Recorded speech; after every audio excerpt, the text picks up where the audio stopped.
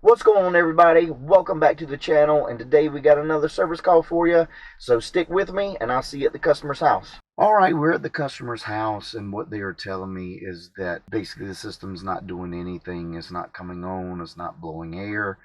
Turn the thermostat. My thermostat did have power, or at least there was batteries in the thermostat. We turned it over to cooling. It's not blowing any air out of the vents. So that's what we got going on. So let's go ahead and start in the crawl space and see what's going on. So I'll see you in the crawl space. Alright guys, I'm down in the crawl space, and it's got one of these new Train air handlers. It's got the circuit board on the bottom here. What I found was the secondary drain. It has an inline float switch.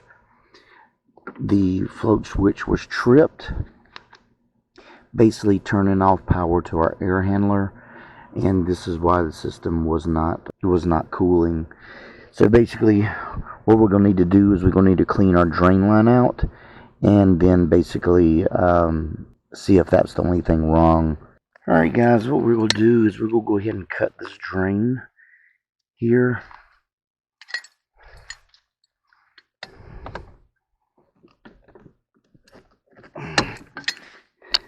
Then basically what I'm going to do is I'm going to blow down and blow this obstruction out of the drain.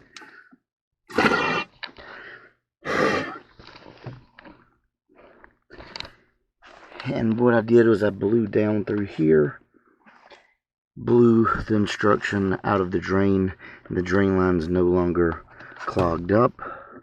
I'll put a coupling back, and we're going to put this back on. Alright, I've got the float switch out, and I've took it out of the secondary. What we're going to do is we'll empty the water out of that secondary.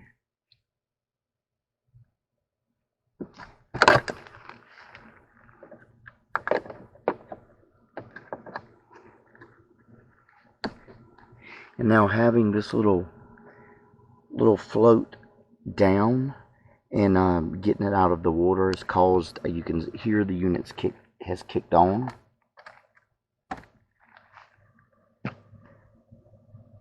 I can hear the outside unit working. I can hear it pumping Freon, and I hear a blower motor on. So we will go back outside and we'll go check our Freon.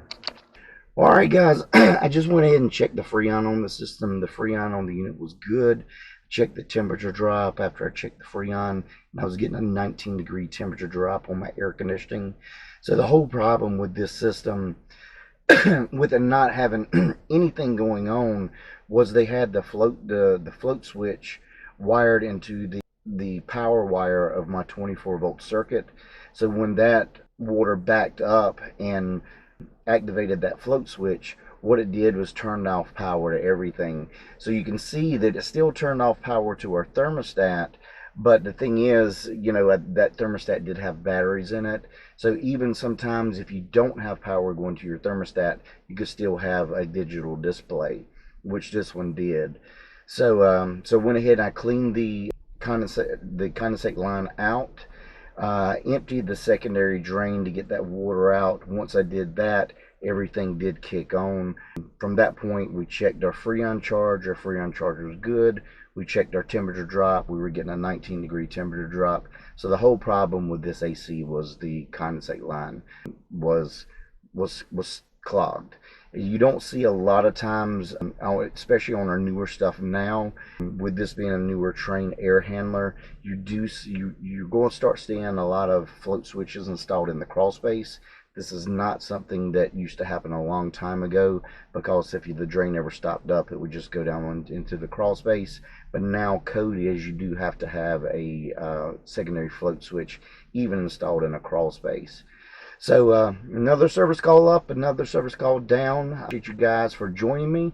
I hope you learned something today. As far as this goes, this is the second call I've had today, and both of them were float switch problems and condensate drain problems. So I hope you guys learned something about drains, and I just want to give you a big update. I am actually trying to, I did say that I was going to start doing videos 5 days a week and take the weekends off. But what I've been able to do is, luckily, I've been able to post every single day, 7 days a week. So I'm trying to get as much service calls out here, and I'm trying to get new and different scenarios so you guys can see different types of service calls and things like that. So God willing, I'll keep being able to do 7 days a week videos, and I hope you guys are enjoying it. And if you're learning anything, please like and subscribe down below.